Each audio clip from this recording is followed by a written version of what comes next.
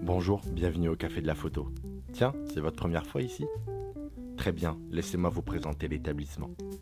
Bienvenue au Café de la Photo, un lieu uniquement dédié à l'art de la photographie.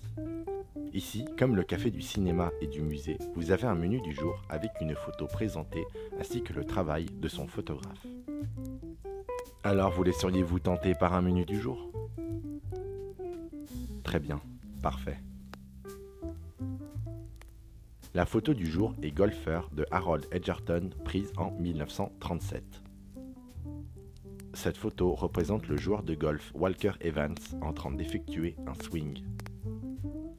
Harold Edgerton était un photographe né en 1903 à Fremont et mort le 4 janvier 1990 à Cambridge.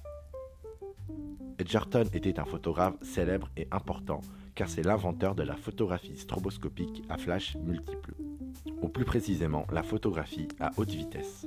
Il a voué une partie de sa carrière à figer le mouvement.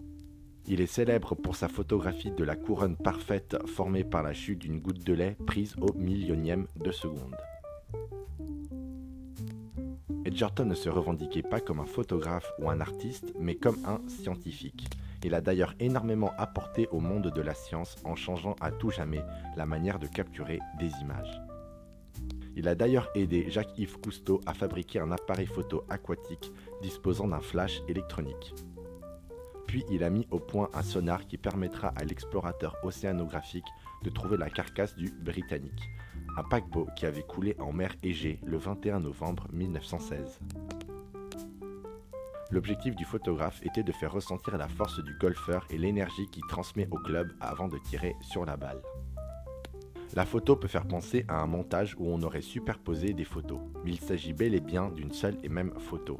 Le flash s'étant activé une soixantaine de fois pendant une seconde, cela donne un effet d'impression d'exposition multiple empilée.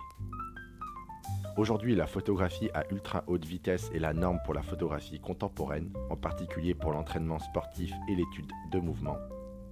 Mais en 1938, quand Edgerton a photographié Jones et d'autres golfeurs du championnat, c'était une première.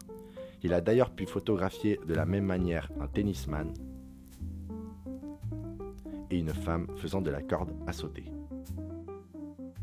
Voilà, c'est sur ce génie qui a changé la manière de capturer des images en détail que je vous laisse admirer ses œuvres. Pour ma part, je vous souhaite une bonne soirée et j'espère vous revoir bientôt au Café de la Photo.